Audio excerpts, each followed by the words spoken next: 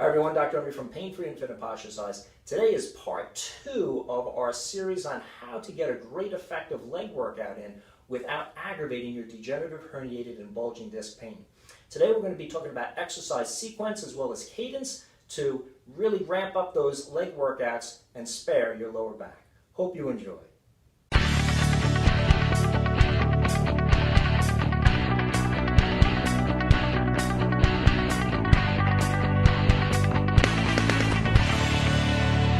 So one of the most common questions I hear from patients and personal training clients alike with chronic low back disc pain is, how do I get a great leg workout in, doc, without aggravating myself? When I go to the gym, I do squats, I do lunges, I do leg presses. I'm aggravating my lower back. What's the answer? Well, last week, we talked about the value of using one-legged exercise movements to avoid aggravating through compression the lower back. Today we're going to be talking about exercise sequence and cadence. The theme behind all of this is realizing that many disc problems are going to be aggravated by two primary motions. One is vertical compression. If I'm doing a heavy barbell squat on my back, that's pushing down on my spine from above. If I'm using my hands to hold a hex bar, doing deadlifts or squats, the weight transmitted through my hands is pulling my arms down. That again is compressing my back. If I have a flexion or a bending forward motion on my discs, where the spine bends forward at the waist, that's also going to aggravate my lower back. Exercises like deep leg presses, where as the carriage of the leg press comes down and your knees come towards your chest, at a certain point your hip is going to run out of motion, your low back's going to tilt, and it's going to produce that flexion or that forward bend on the discs. That's aggravating disc pain. So one of the techniques that I use with my patients and personal training clients is I get them into slowing down the cadence. Now, if you're a power lifter, this isn't going to do you much good in terms of using more and more weight for a single explosive rep. However, most people training legs are not into powerlifting. They're into muscle building in terms of body building. They're into increasing strength, getting a good pump in the muscle.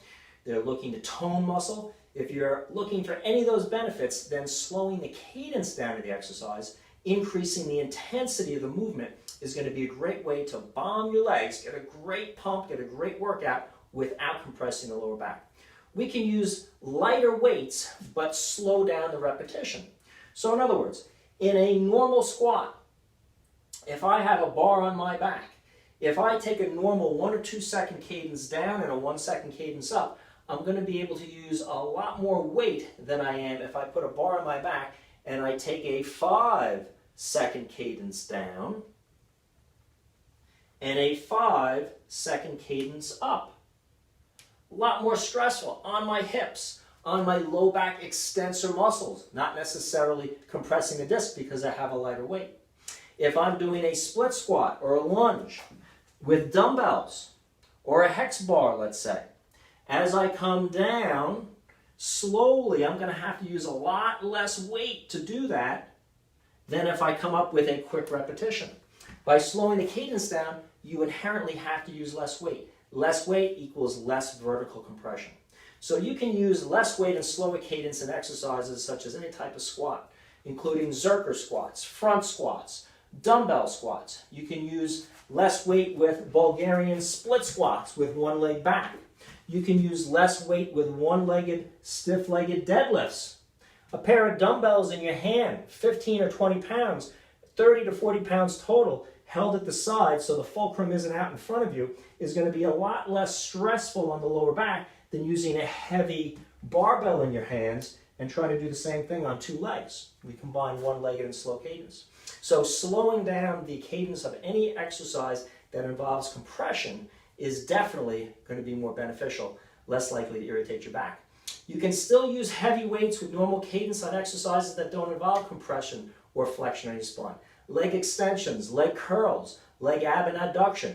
Go as heavy as you like to with your training. Use a 1 or 2 second rep scheme, but on compound exercises like squats, lunges, deadlifts, stiff-legged deadlifts, focus on decreasing the amount of weight, slowing down the cadence.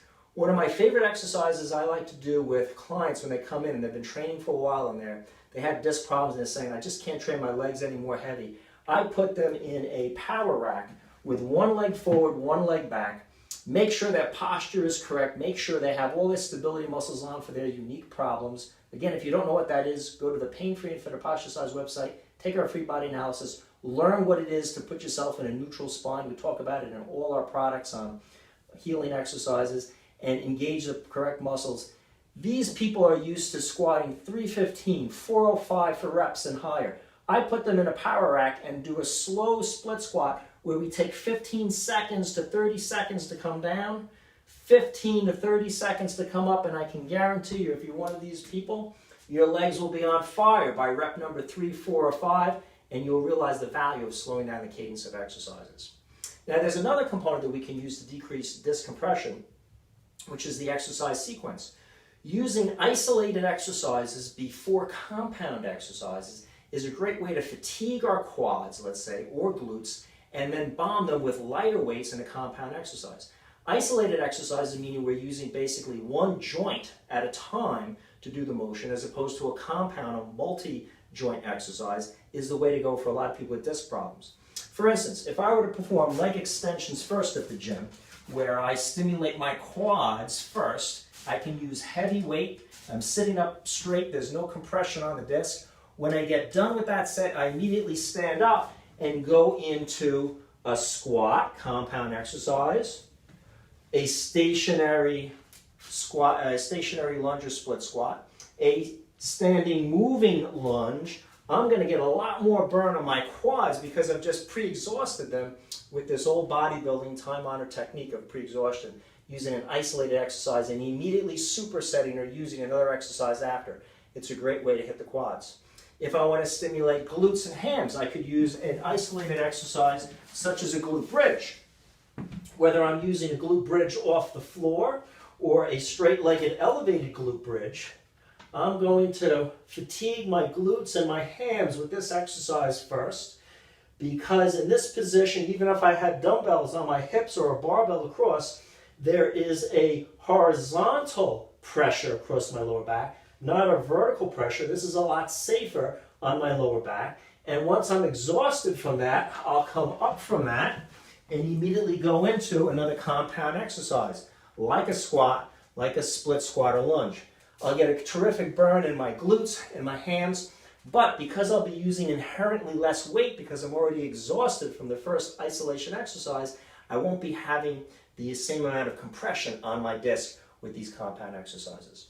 So try these strategies, see if they work for you. As I said, many of my patients and clients over the years with chronic disc problems just have to learn how to retrain themselves.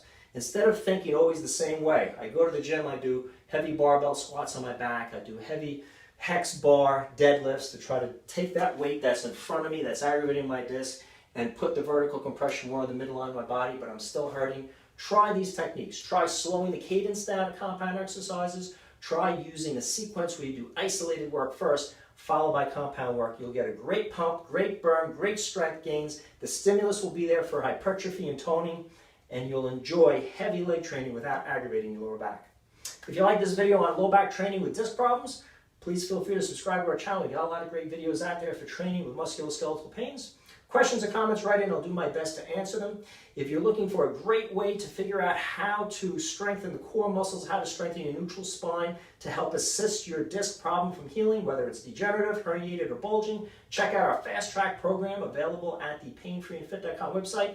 We talk about body analysis, mechanics of core. We talk about muscle imbalances, how to do proper stretches, proper coordination, and how to build a routine around your back that supports healing that doesn't aggravate and continue to degrade your degenerative, herniated, or bulging discs.